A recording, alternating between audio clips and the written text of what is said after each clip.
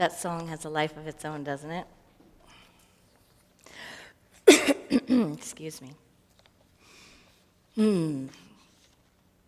I once had a friend say to me in conversation, I don't know even what we were talking about, but it struck me. And we were probably talking about the opposite. And she looked at me and said, "Erin, you're one of the most courageous people I know." And my real serious reaction was like, what the heck are you talking about? Who are you friends with? Who are you friends with that you just said that? Because I thought to myself, and I said directly to her, what do you mean I'm one of the most courageous people you know? I have been so afraid in my life. I have had fears, had worries, had insecurities. I have had all these things. What could you possibly be talking about with courage? And then I realized in the conversation with her that I've had all of those things, but I don't let them stop me. I walk through them. And it occurred to me, which is kind of a funny epiphany to have, but it occurred to me that courage is not about not being afraid. That strength is about not just being strong, there's weakness in there. That, in fact, if this is courage, the walk of courage doesn't sound like the word. Does that make sense? And there are so many words that have strength around them, that the walk of living them doesn't feel like the word, no?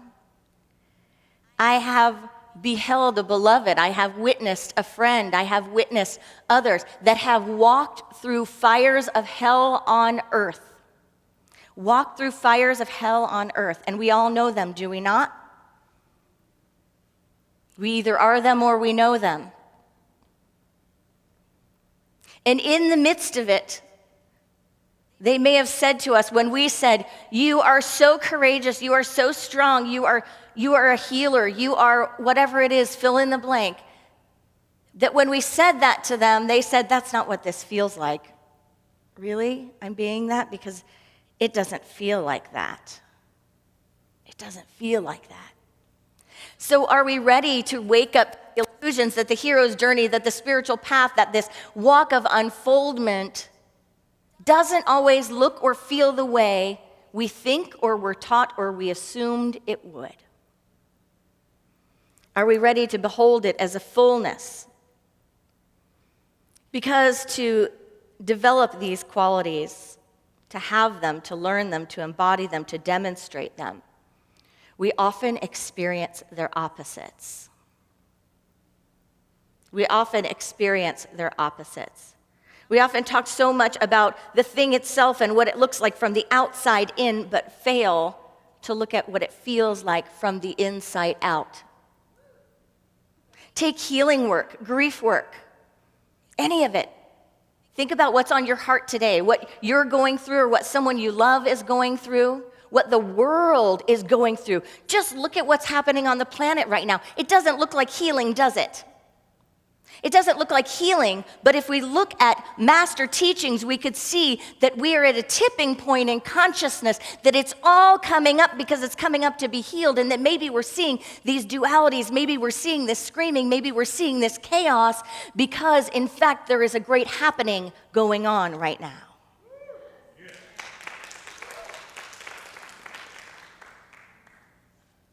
Sometimes these words sound so powerful. Think about what you feel when you hear the word love. Love, courage, strength, success, resilience, faith, healing. Those are power words, aren't they? Power words. But the opposite, pain and love. In the song The Rose, the Razor, I think that's one reason that's one of those beloved songs. Because it gets to the point, and anytime we have a memorial, anyone that's lost anyone, it's like there is this celebration, and the depth of our love brings that peace that is pain. And yes, on a fundamental level, that pain just comes from attachment. It doesn't come from the love itself. It doesn't come from love isn't painful. But yes, to love deeply in the human condition, right, brings attachment and it brings resistance to change. And it can be painful. Fear and courage, weakness and strength, failure and success. I highly doubt we will ever meet a person that has had success that hasn't been so familiar with the depths of failure. Breakdowns and resilience. Darn, does resilience sound good, doesn't it? Like, I want to be a person of resilience. Does that mean I want to have a million breakdowns? No. Breakdowns and resilience. Doubt and faith. We think they don't go together sometimes. Doubt and faith. Is there a possibility that there could be a great faith born from incredible doubt? From actually having everything unravel, from questioning your spirituality, practice, your God, everything, your understandings. Can faith be born of that? Dying and healing. In deep healing, we know in Scripture and in all mystical teaching, deep healing is a death of sorts, is it not? Deep healing is a death of sorts. There is a self that dies so that a new one can be born. We are born again into a spiritual being, born again into a new life, born again to the energies of a higher vibration when we have mastered the lower fields. Even Mother Teresa, there's a book that documents her explorations, her journals, her writings. And it was even a bit controversial, because we think of Mother Teresa as being this woman of, right, just a magnitude of strength and faith, right? Full connection in God consciousness. Like a walk that wasn't questioned, to have that endurance. Talk to people. Talk to people and find out, right? What's behind all of these beautiful characteristics. What the journey was, what the walk was. And hopefully we'll be invited into the vulnerability of what the spiritual journey truly is. So that we stop in those moments where we're shaking and stop questioning it, saying, but I don't know if I'm healing. I don't know if this is working. I don't know if I'm doing what I'm supposed to be doing. I don't know if I'm on the path. Only through seeing the fullness of the path, not the snapshots, not the Facebook images, not all the pretty pictures, right? Not the t-shirts, not the socks that say strength. We don't make the socks that say, it pulled my guts out. We don't wear the t-shirt that says, I bled and died over and over again. But it's part of the human condition and part of spiritual awakening, part of the journey. In her writing, Mother Teresa spoke and she said, I am afraid to write all of those terrible things that pass my soul. They must hurt you. In my heart, there is no faith, no love, no trust. There is so much pain, the pain of longing, the pain of not being wanted. I want God with all the powers of my soul, yet there between us, there is a terrible separation. I don't pray any longer. I utter words of community prayers and try my utmost to get out of every word the sweetness it has to give. But my prayer of union is not there any longer. I no longer pray.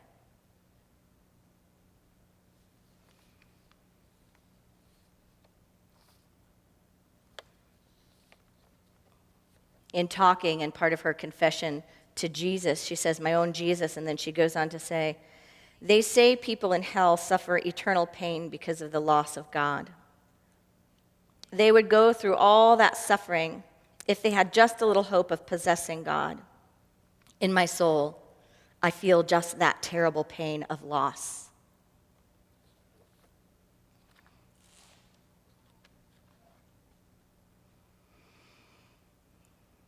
intense. A reframe. A reframe of what a godly life looks like. I'm sure there are a lot of people who are afraid for this to come out. Afraid that it would somehow discredit the church, discredit spirituality, discredit her power, the practice, the glorification. But what a gift, right, that it did. What a gift that we can see the yin and the yang of experience, that we can see the depth.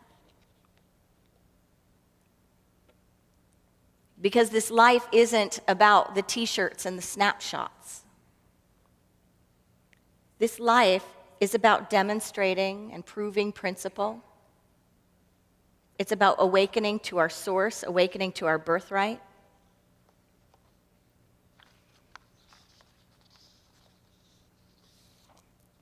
In Ecclesiastes, we all know it, it says there is a time for everything and a season for every activity under the heavens, a time to be born, a time to die, a time to plant, a time to uproot, a time to kill, a time to heal, a time to tear down, a time to build up, a time to weep, a time to laugh, a time to mourn, a time to dance, a time to scatter stones, and a time to gather them, a time to embrace, and a time to refrain from embracing, a time to search, and a time to give up, a time to keep and a time to throw away, a time to tear and tear, and a time to mend, a time to be silent and a time to speak, a time to love and a time to hate, a time for war and a time for peace.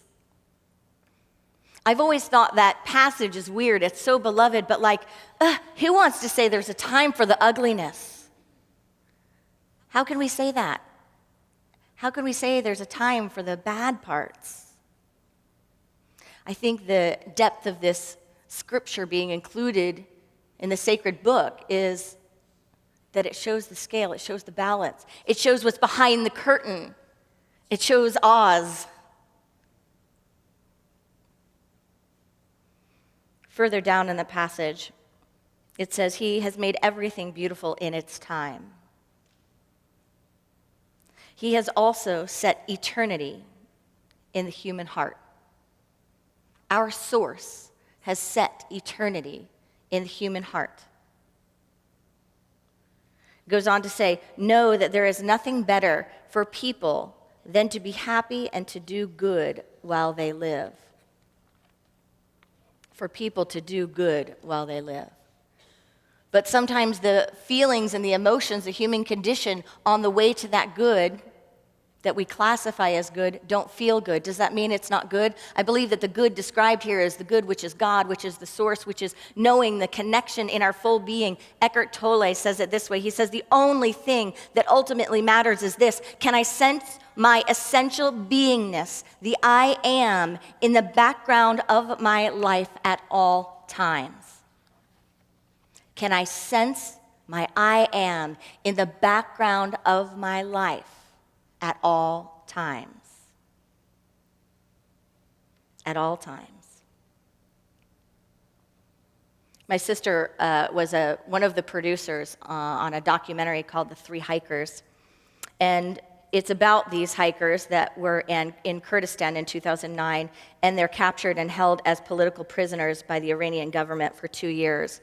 And this is a true story, and these are now friends of hers that walked this path. But she was sharing with me a conversation that she had with, I believe, Sarah from the documentary, because Sarah was put in solitary confinement in a small space, and there was an experience she had where she felt like, she was going crazy, like she recognized that it wasn't okay, what it was doing to her brain, to her body, her being. And I can't even imagine that fear of not knowing if you're going to get out, not knowing what's going to happen. And my sister said that in her conversation with Sarah, she said, in a moment she got it, and she realized and said to herself, other people have been through this, and there is a way through this, and I'm going to find it. other people have been through this. And there is a way through this, and I'm going to find it. Isn't that what recovery programs are all about? It's about standing in the truth of, raising your hand and saying to the world, to the planet, to your brothers and sisters, to your family, to everyone, and to yourself, I'm here, I've done it, I may not be perfect, I may have done it a million times. It may have been, the 50th time that I went to recovery that I finally got it. But here I am, so I've done it. It can be done. Is that not what the master teacher, Jesus, the Christ, did when he exemplified the Christ consciousness, the cosmic Christ consciousness, and said, even all of these things, all of these illusions, these delusions, these separations, these crucifixions, all of it. There is a space and a place, and I am a beingness that nothing can harm, nothing can touch. It's been done. It's been done. Sometimes that's all we need to know, right? Is it's been done. But it's humbling, is it not, on the journey of seeing a beloved walk through life, seeing our planet even walk through this life together, seeing the self walk through this life, and recognize the amazing strength of the brothers and sisters that are out here on the planet with us, sharing this space and time. To know that if I've gone through this, oh my God, the strength, the faith, the courage in all of the beloveds around me. I've often thought for a long time about people who have, come out of the closet about their orientation. I just don't think that if you haven't walked that path, you could even imagine what that takes.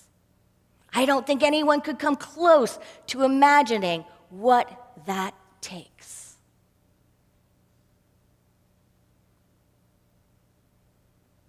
So in recognizing that there are so many things that we can't imagine what it takes, what does that leave us to do? What is ours to do? What is ours to do on this spiritual journey? How do we tread on this spiritual journey in a way that honors the hero's journey, the heroes and the heroines, that honors the walk? We saw a film this weekend in our film series. It was a fabulous film called A Place at the Table, and it was about eradicating hunger, and it was about stepping forward. And there were all of these courageous individuals in that film sharing their journey and sharing their path, sharing their fears, sharing what their lives are like and what they're living in, and what it takes. What it takes. So how can we be a space of compassion? How can we create the space where people can heal, where people can walk the hero's journey and do it with support? Thich Nhat Hanh says this about heroism. He says, understanding and compassion are very powerful sources of energy. They are the opposite of stupidity and passivity. If you think that compassion is passive, weak, or cowardly, then you don't know what real understanding or compassion is.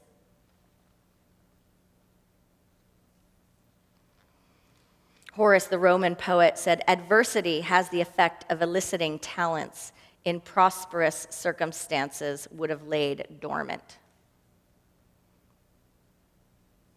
Adversity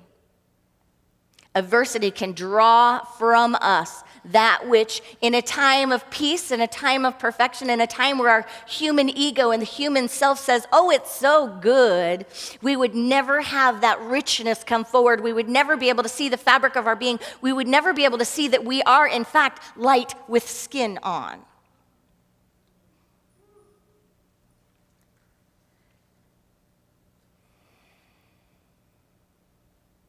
If you are going through something right now, if you have an indication that the planet might be going through something right now, that communities might be going through something right now, how do we step into our practice? How do we step into our path? Joe Dispenza, who is the author of You Are the Placebo, and a well-known New Thought teacher, talks about our emotions. And I want to just share with you some of his thoughts about emotions and creativity and the human condition being here on the planet. He says that there are creative emotions, and those are selfless emotions. Then there are survival emotions. And the survival emotions are selfish emotions. And take away that judgment. I almost wish I hadn't read that part. But for the survival emotions, because it's the yin and the yang, is it not? We're not going to just necessarily hop to the other ones. You know, this is not a fast food drive-in. Spiritual practice is not a Sunday, eat experience and go home and la, la, la, la. It's great. That's a total illusion. The reason we keep this sanctuary open, even when different people are not here, the reason people keep giving when they're not coming is so that the doors are open. So that it's here for everyone that needs it, because we know this is like serotonin for the soul. The survival emotions: doubt, fear, anger, insecurity, worry, anxiety, judgment, competition, hostility, sadness, guilt, shame, depression, lust. And then he talks about the creative emotions: gratitude, love, joy, inspiration, peace, wholeness, trust, knowingness, presence, empowerment. He says that we are required to embrace elevated emotions ahead of the actual experience of healing if we choose to amplify our emotional response. He says that when we do this, we activate a subconscious system. He says that the survival emotions knock the brain and body out of balance and so down-regulate or shut off, he's saying, what is needed for optimal health. Fear, futility, anger, hostility, impatience, pessimism, competition, and worry won't signal the proper genes for better health. They actually do the opposite. They turn on the fight or flight nervous system. But then he goes on to talk about emotions that are higher emotions, and he says emotions like gratitude, and again, that was a judgment, the higher, so take that away. Emotions like gratitude and appreciation, though, he says, open your heart and lift the energy in your body to a new place, out of the hormonal centers. Out of the hormonal centers. Has anyone been in a moment of one of those survival emotions, but been able to do what Eckhart Tolle said about being able to feel the I am in it, being able to feel like the joy in tears, or the amazing beauty in the midst of a horrific event, right? So like take Orlando.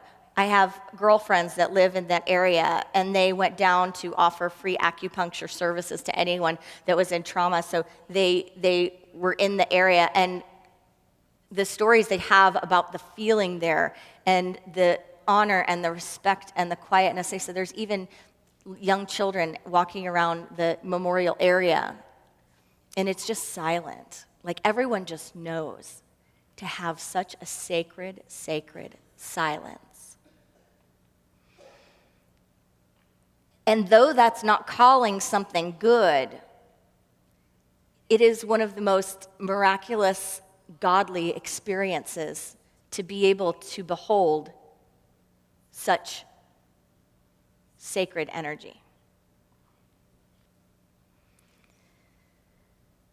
Dispenza says that if we bring up the emotion of gratitude before an actual event, our body, as the unconscious mind, will begin to believe that the future event has indeed already happened, or it is happening in the present moment. So he's saying that using our emotional intelligence, we can actually support ourselves in that walk with emotions, rather than calling the ones that we don't like, or I should say that the ego doesn't like, bad. We can begin to see the yin and the yang side, so begin to see the other side and begin to feel it. I was going through some of my things, and I pulled out this book. It's called Fireboat, and it's a really special book to me. It's a bit of a children's book, and it's about 9/11, and it's about this boat, the J.J. Harvey.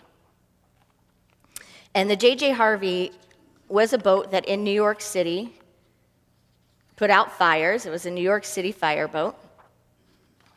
And it worked for many years. And then it kind of got to that age where it was done. And they took it off the market. And after having it sit around for a while, off the market, they were about to sell it for scrap metal. And as they were about to do that, there was a group that heard that the Harvey was for sale. It says in 1995, the city no longer needed so many fireboats. The Harvey was considered old and useless. It sat in the water for 5 years, waiting to be sold for scrap. And then a very surprising thing happened. A group of friends were eating at a restaurant called Florent. They had heard about the fireboat and decided something. Let's save the Harvey. Let's buy her. Everyone needs a fireboat. We won't put out fires, we'll just have fun. And they did. So they took the ship, and people thought it couldn't be fixed, but they repaired it, and they got it running. And they called back the old fireman, fireboat captain, the one who could direct the ship, the one who knew how to run it. And they took these trips up and down the river, making friends, having experiences. The book goes on to say, but then on September 11th, 2001, something so huge and horrible happened that it shook the whole world. The Twin Towers went down. And this is the part that I want to share. It says the news spread. The city had been attacked. Everyone was terrified. Hear that word? Terrified? Everyone was terrified. But people were brave. The entire city sprang into action.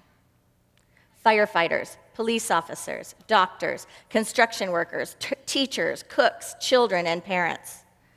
The mayor was strong, and he said, "We will all work together. We will not be broken." The people that had been on the Harvey got an urgent message loud and clear. John J. Harvey, where are you? We need you, we need you. They had first offered their services, and they said, as they called in, right when this happened, they called in and said, how can we help? What can we do? And the first response they got back was, you can't help fight the fire, but you can ferry people to safety. So they got ready. And then this urgent message came in that said, we need you, we need you. The water pipes are broken and buried. And the fire trucks that had raced to the scene could not pump water. The firefighters attached hoses to the Harvey. The Harvey fought the fires alongside the firefighters. So they were able, through the Harvey, to bring back the water. So for 4 days and nights, the Harvey pumped water. The crew took turns sleeping. People brought supplies. They fought the fire until it was under control. Later it says, finally, it was time for the Harvey to go home. Everyone on the boat had never seen something so terrible. And they had never felt so proud.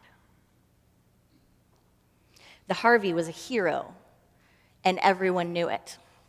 The Harvey was a hero, and everyone knew it. In the midst of great tragedy, doesn't great heroic strength show up? Are we willing to embrace the human condition? And knowing that the spiritual condition is always more triumphant, always more abundant, always more magnificent. I read through this whole book the other day. After coming home from my Uncle Bob's funeral, And I opened it up and I realized, which I don't know if I had realized before, that on the page where they showed all of the people running the Harvey, my Uncle Bob actually wrote his name on himself because he was the fireboat captain. He served as a fireman for the longest time in New York City, and my cousin as well is a New York City fireman and went to 9/11. But I saw his name and his word, and it said Uncle Bob, not Bob Lenny. It said Uncle Bob. So I sat there holding it and crying, beautiful and messy, appreciative, mystical. I can't imagine what it was like to live through that day. I can't imagine what it's like to live your life. I can't imagine what it's like to live the life of those that are on the other side of the planet from us. To live the life of those who have been here before us, and to live the life of those who are going to come in the future. But I know that we can do a few things on this spiritual practice and on this spiritual journey as we learn to recognize that this is life. Tread lightly, lovingly, mindfully, recognizing that our time here alive on earth is sacred, and that every moment we're walking the hero's journey. That people are walking through cancer, death, trauma, sacrifice, divorce, marriage. My uncle and his wife, my Aunt Eileen, were married for 56 years. I remember I had a 10-year boyfriend when I was little. I was 12 to 22, and I had a boyfriend for 10 years, so it was like a marriage. And I remember thinking, I'm going to have to let this go, because if I'm with you my whole life, I will die if you ever die. Like, I literally thought that. I literally thought, we can't be together because I won't have the strength to have loved you for that much time and let you go. Like, I didn't think I could develop what I needed within me to be able to keep existing. And at 20-something, I was afraid of that. There were other reasons that it ended up completion, and it was a good thing. So it wasn't just fear. I did walk through that. There are veterans. They say 22 veterans commit suicide every day. 22. It's 22 too many. And most of them are in that age group, or the highest rising age group is 18 to 24 years old. So tread lightly, lovingly, mindfully. I can't fathom what it's like to be at war and come back here and see what we have even on the news that's really entertainment media. I can't imagine to see the shopping and the stupidity, the ignorance, right? All the just trite stuff that has no heart in it when you have been present to some of the most atrocious things on the planet. So let's tread lightly, lovingly, mindfully, knowing that we need each other, and we need each other's light body. We need each other's light skin. We need each other's godness. That light that is emanating through our full being. We need that. We can handle each other's egos. We can handle the illusions. But we need the light. The second is to reach out. To reach out. There was a man the other day as I was leaving Chipotle on the way to the film festival. And he was a beautiful man sitting in a corner. And he looked like, my kind of guy, like funky and fun, and he had his whole corner. He wasn't eating anything, but he was just sitting in that corner, and it looked like he was comfortable, and he looked a little Rastafarian. And I just gave him this smile, and he gave me this smile, and then I had to go back in for something. I said, it looks like you got a good spot there. You look really comfortable. And just the beam, the light, the grace, like just what he burst into me, I was so appreciative. And I go through these moments, I share this, that I go through these moments where I just burst out, I love you.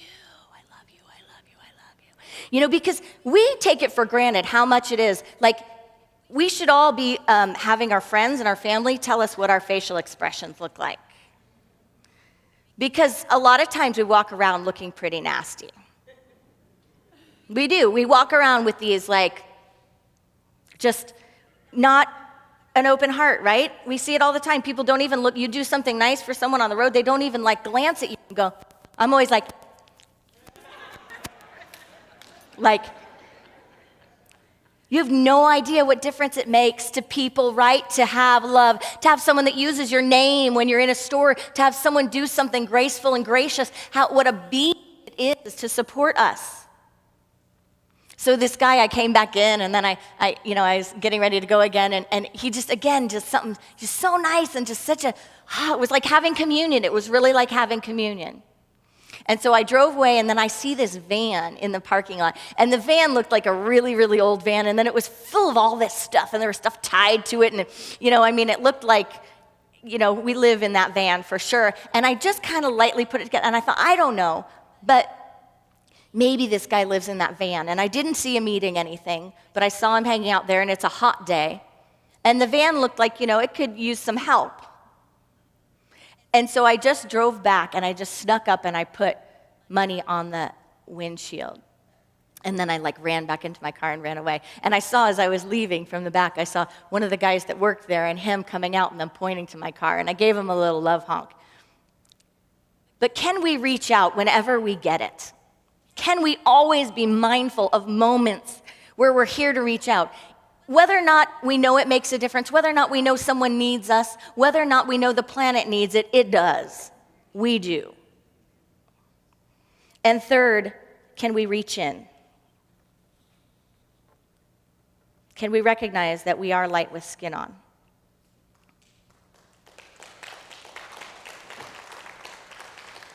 Can we recognize that we live in a cosmic universe that is full of oneness, and that any time one is in peace and in the I am, it's like a tuning fork, and it reverberates through the whole and brings infinite blessings and support to everyone around us. That is our path. That is our practice. That is our claim. Namaste.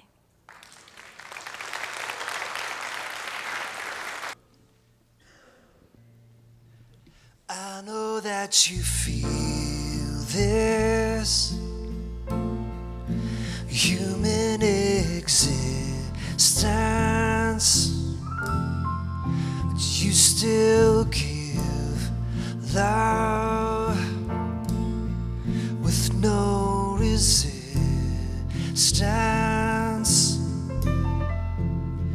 and your words, they heal the wounded soul. And your light, it wraps around us all. And I don't know how you could fit in, 'cause you lie with skin. Yeah, you lie with skin. Everyone wants to be where you've been, 'cause you lie with skin. Yeah, you lie with skin. I know that you're human. Your spirit seems to fly.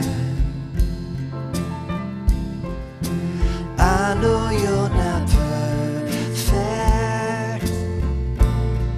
just perfectly divine. And you call out who we are, and the walls, they fall from around our hearts. And I don't know how you break in. You are light with skin. You are light with skin. And everyone wants to be where you've been, 'cause you are light with skin. You are light with skin.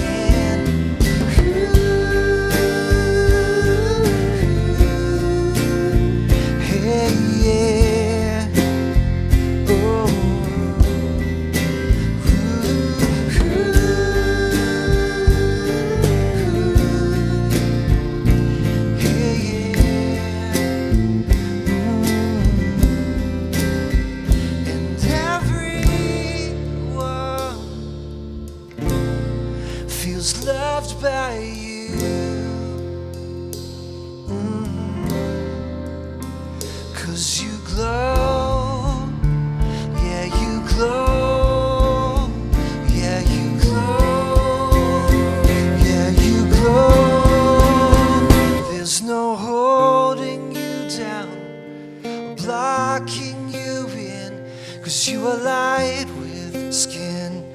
You are light with skin. And I don't know how you could fit in. You are light with skin. You are light with skin.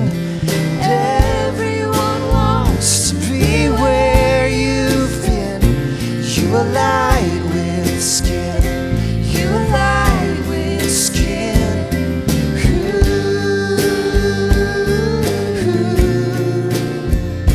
You are light with skin.